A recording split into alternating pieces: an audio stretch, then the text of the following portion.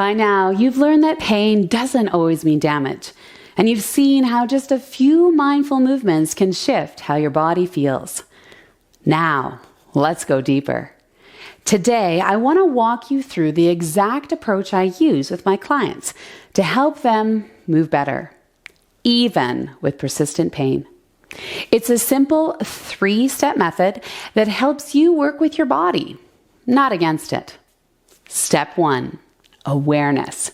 We start with noticing what feels good, what doesn't, and how your body is holding tension.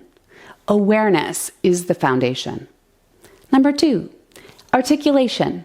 Next, we explore what movements are available at your joints, gently assessing how your body moves and how small supported motions, also known as your joint's pure movement, can reduce strain and improve ease.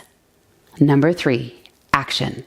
Finally, we build on this awareness and articulation work by introducing gentle, customized movements, using the information gathered from how your joints actually move and how those movements feel in your joints and throughout your entire body. We design actions that are safe, effective, and meaningful.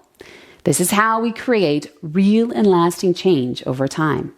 This is not about pushing through pain. It's about moving with clarity, safety, and strategy. Take Tanya, for example. When she started with me, she couldn't walk long distances without discomfort.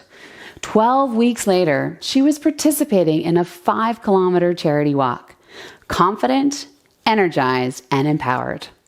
Why? Because we followed this method and we honored her pace.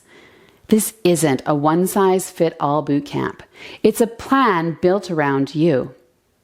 It's rooted in my 25 plus years of experience as a clinical exercise physiologist, kinesiologist, and yoga therapist.